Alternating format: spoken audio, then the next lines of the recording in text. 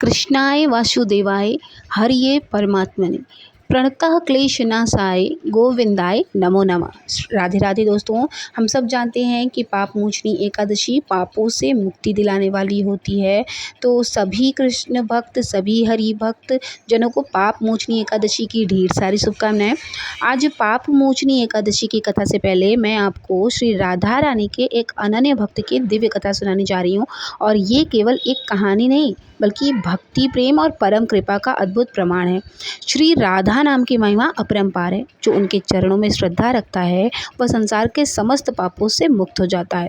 कलयुग में श्री राधा रानी की भक्ति सबसे सरल और शीघ्र फल देने वाली मानी गई है। स्वयं श्री कृष्ण भगवान भी कहते हैं कि जो मेरी आराध्य श्री जी का स्मरण करने के बाद करता है उसे किसी अन्य साधन की आवश्यकता नहीं रहती। राधा नाम जो सुमरे कटे पाप अपार, हरि चरण में लीन हुए तो पाए सुख संसार। यानी कि आप राधा रानी का नाम लेते हैं तो दुनिया का हर सुख संसार का आपको मिलता चला जाता है। तो आइए आज की इस दिव्य कथा का श्रवण करते हैं और अनुभव करें कि कैसे राधा रानी की भक्ति किसी भी पापी को पावन बना सकती है, किसी भी भक्त पर कृपा कर सकती है और किसी भी असंभव को संभव कर सकती है।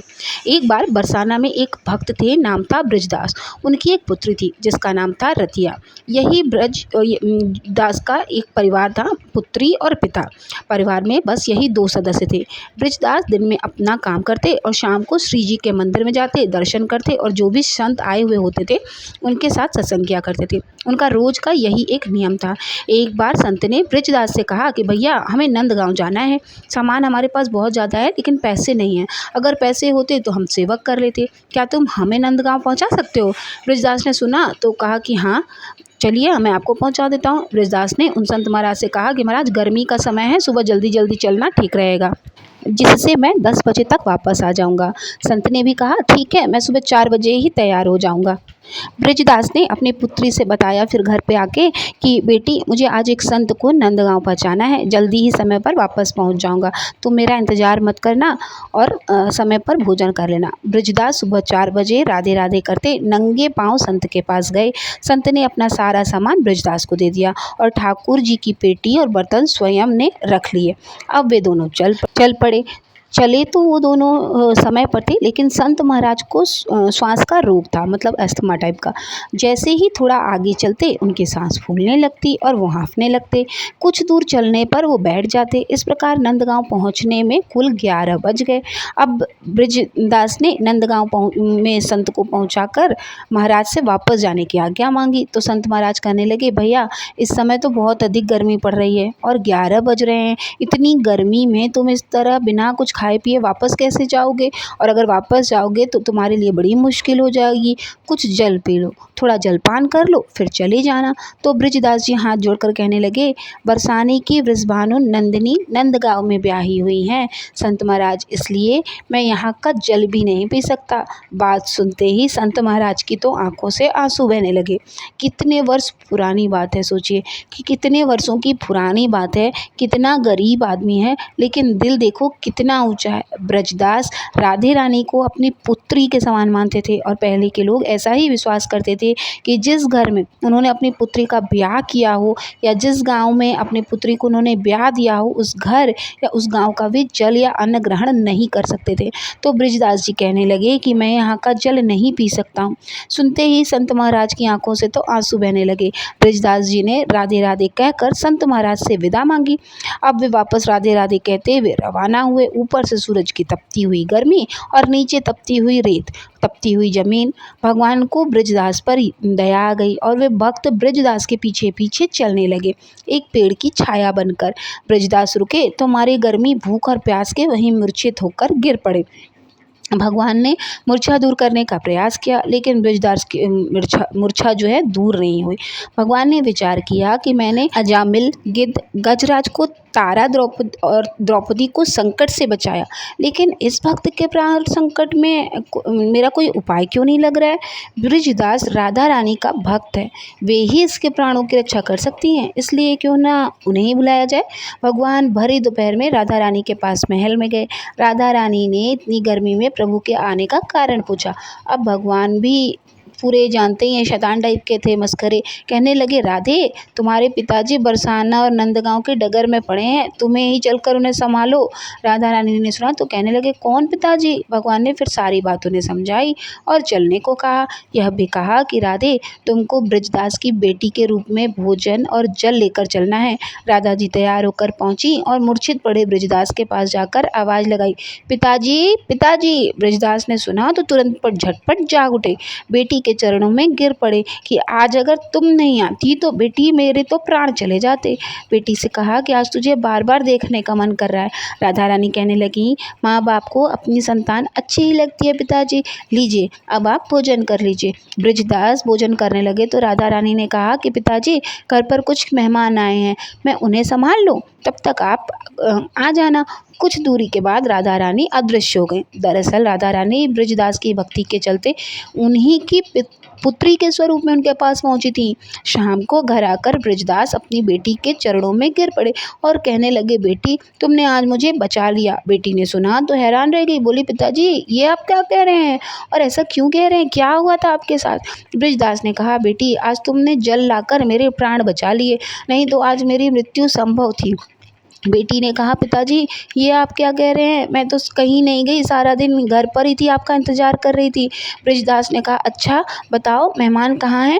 बेटी ने कहा, कौन से मेहमान, कोई मेहमान नहीं आए हैं। अब ब्रजदास की सारी बात समझ में आ गए। उन्होंने बेटी से कहा, बेटी आज तो तुम्हारे ही रूप में मुझे राधा रानी के दर्शन हुए हैं, बांसुरी बना लो, काना होठों से लगा लो, काजल बनाकर मुझे आंखों में बसा लो। जय श्री राधे रानी। जी हाँ, तो यही थी आज की कहानी। आपको कैसी लगी कमेंट बॉक्स में ज़रूर बताइएगा। चैत्र मास का कृष्ण पक्ष प्रारंभ हो चुका था। शीतल मंद पवन जो है बह रही थी। हस्तिनापुर की गलियों में वैदिक मंत्रों की ध्वनि गूंज रही थी। धर्मराज युधिष्ठिर राजमहल में अपने बंधुओं सहित धर्म चर्चा में लीन थे। तभी राजसभा के द्वार पर शंख ध्वनि गूंज उठी। द्वारकाधीश श्री कृष्ण अपने रथ पर सवार होकर पधार चुके थे।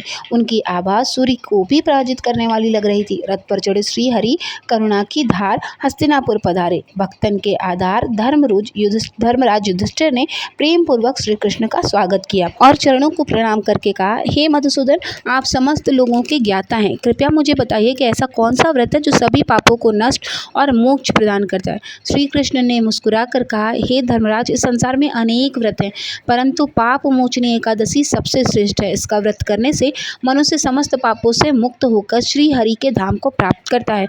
आइए अब हम इस पावन कथा का श्रवण करते हैं। श्री हरि के दिव्य यात्रा में हम सहभागी बनते हैं। हरि कथा जो श्रवण करे पाए परम प्रकाश, एकादशी व्रत फल मिले मिटे जीवन के त्रास।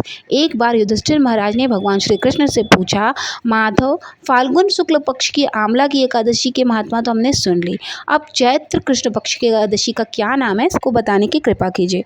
भगवान श्री कृष्ण बोले, राजन सुनो, मैं इस विषय में एक पाप नाशक उपाख्यान का वर्णन करूंगा कि जिसे चक्रवर्ती नरेश मंधाता के पूछने पर एक समय महर्षि लोमश ने कहा था, तुम भी इसे ध्यानपूर्वक सुनो। राजा मंधाता बोले, भगवान, मैं लोगों के हित की इच्छा से यह सुनना चाहता हूँ कि चैत्र मास के कृष्ण पक्ष की किस नाम की एकादशी होती है, उसकी क्या विधि है और उससे क्या फल प्राप्त होता है, कृपया यह सब बातें मुझे बताइए। तब लोमश ऋषि कहने लगे, हे राजन, पूर्व समय की बात है, अप्सराओं से सेवित चैत्र रथ नाम का एक जंगल था। वहाँ गंधर्व की कन्याएं किन्नरों के साथ गाना बजाना करा करती थी और वहीं पर विचरण किया करती थी। मंजू घोषा नाम की एक अप्सरा मुनिवर मेधावी को मोहित करने के लिए गई। वे महर्षि उसी वन में रहकर ब्रह्मचर्य का पालन करते थे। मंजू घोषा उन मुनि के भय से आश्रम से एक कोस दूर ही रुक गई और सुंदर ढंग से वीणा बजाती हुई मधुर स्वर से गीत गाने लगी। मुनि श्रेष्ठ मेधावी घूमते हुए उधर से ही जा निकले और उस सुंदरी अप्सरा को इस प्रकार का गायन करते देख सेना सहित कामदेव से परास्त होकर वह मोह के वशीभूत हो गए। मुनि की ऐसी अवस्था देखकर मंजू घोषा उनके पास आई और वीणा नीचे रखकर उनका आलिंगन करने लगी। मेधावी भी क्योंकि युवा अवस्था में थे, सब कुछ भूलकर उनके साथ रमण करने लगे और कामवश रमण करते हुए उन्हें रात और दिन का भी भान न रहा। वह यह भी भूल गए कि वह यहाँ पर तपस्या कर रहे थे, वो भी शिव जी की। इस प्रकार मुनि जानो चित्त सदाचार का लोप होने के कारण अप्सरा के साथ रमण करते करते उन्हें बहुत ही ज़्यादा वर्ष बीत गए। मंजू घोषा अब देवलोक में जाने को तैयार हुई। जाते समय मुनि श्रेष्ठ ने मेधावी से कहा, हे ब्राह्मण, अब मुझे अपने देश जाने की आज्ञा दीजिए। मेधावी बोले, देवी, जब तक सवेरे की संध्या ना हो जाए तब तक तुम मेरे पास ही ठहर जाओ। अप्सरा कहने लगी, ब्राह्मण, अब तक न जाने कितनी ही संध्याएं चली गई हैं, अब मुझ पर कृपा करके जरा बीते हुए समय का विचार तो कीजिए। तब लोमेश आके कहते हैं, राजन, अप्सरा की बात सुनकर मेधावी के नेत्र आश्चर्यचकित हो गए। उस समय जब उन्होंने बीते हुए समय का हिसाब लगाया तब उन्हें पता चला कि अप्सरा के साथ रहते रहते तो उन्हें 57 वर्ष बीत चुके हैं।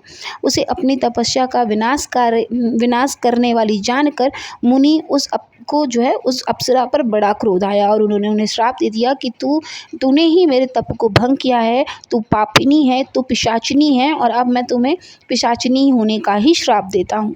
बाद में वो अप्सरा जो थी, वो मंजू घोषा, वो उनसे माफ़ी मांगने लगती है और उनसे बोलती है कि मैंने आपके साथ इतने दिनों तक जो है सत्संग किया है, आपके साथ रही हूँ और मुनियों के आश्रय में जो आ जाता है वो उसको कभी श्राप नहीं देते हैं, उनका हमेशा भला ही होता है, उन्हें पुण्य प्राप्ति होती है। तो कृपया आप मुझे मेरा जो है वो पाप श्राप जो है आप वापस ले लीजिए और मुझे वापस से मेरा उद्धार कर दीजिए। तो उन्होंने जो है अब अपने जब उनका क्रोध शांत हुआ तो वो उन्होंने बताया कि चैत्र कृष्ण पक्ष में जो शुभ एकादशी आती है उसका नाम है पाप मोचनी। वह सभी पापों का नाश करने वाली सुंदरी, उसी व्रत का तुम पालन करो और तुम इस पिशाचिनी योनि से दूर हो जाओगी। तो ऐसा कहने पर उन्होंने जो है पाप मोचनी एकादशी अप्सरा ने व्रत किया और वापस से वो अप्सरा बन गई थी। फिर अपने वो जो मुनि थे वो वापस अपने पिता के पास जाते हैं और उनको अपना समय जितना भी उनका व्यर्थ हुआ था बताते हैं अपने पिताजी से और बोलते हैं कि मैं अपने पापों का नाश कैसे करूं, कैसे वापस से अपने भक्ति में लीन हो जाऊं। तो उनके पिताजी बताते हैं कि जिस तरह से जितना समय उसने तुम्हारा बर्बाद किया है उसी तरह से आपने भी अपना समय व्यर्थ बिताया है। जितनी गलती उसकी है उतनी ही गलती आपकी भी है। तो आपको भी इसी एकादशी का पालन करना पड़ेगा, आपको व्रत करना पड़ेगा, श्री हरि की पूजा करनी पड़ेगी। तो ऋषि मुनि ने भी जो है यही पाप मोचनी एकादशी का पूरा व्रत का पालन किया, विधि अपनाई सारी और जो है व्रत का अनुष्ठान किया, जिससे उनका समस्त पाप नष्ट हो गया और वे पुनः तपस्या से परिपूर्ण हो गए। इसी प्रकार मंजू घोष ने भी इस उत्तम व्रत का पालन किया था।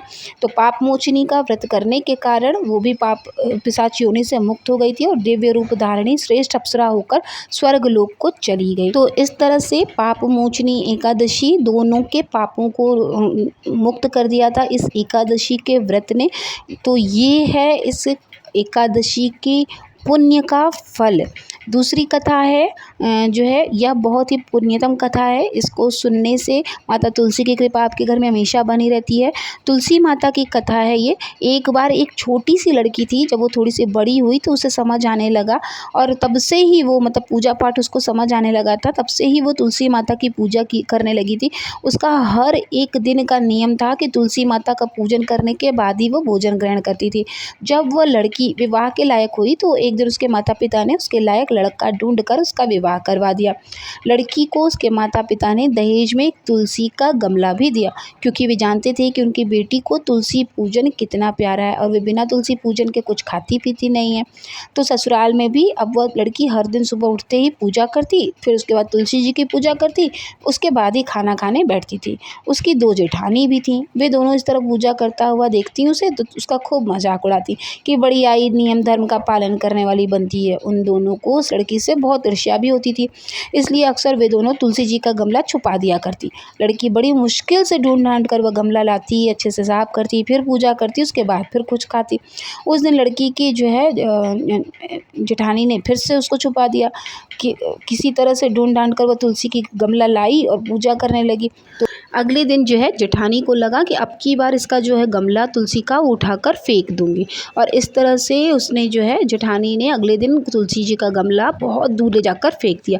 लड़की ने घर में आसपास उस गमले को बहुत ढूंढा, लेकिन अब गमला मिले ही ना, हर जगह ढूंढी नहीं मिला। तब तो जो है बहुत परेशान हो गई, इतना दुखी हो गई कि उसने तुलसी जी की पूजा ही नहीं की, तो उसने खाना भी नहीं खाया क्योंकि उसका रोज़ का नियम था। अब नियम टूटा तो बहुत उदास हो गई। उस लड़की की सच्ची भक्ति देखकर इधर तुलसी माता उस पर बड़ी प्रसन्न हो गई। उसके कमरे में अचानक तुलसी माता का गमला प्रकट हो गया। अगले दिन सुबह जब वो लड़की सोकर उठी तो उसने क्या देखा कि उसकी चारपाई के चारों कोनों पर तुलसी माता का गमला आ गया है। अब तो यह देखकर लड़की बहुत खुश हो गई और सोचने लगी कि अब तो मेरी तुलसी माता को कोई चुरा नहीं सकेगा, क्योंकि तुलसी का गमला कोई छुपा ही नहीं सकेगा। पूजा करने के लिए भी अब मुझे कहीं और नहीं जाना पड़ेगा। अब तो मेरी तुलसी माता को कोई भी फेंक भी नहीं सकेगा। यह सोचकर बहुत खुश हो गई।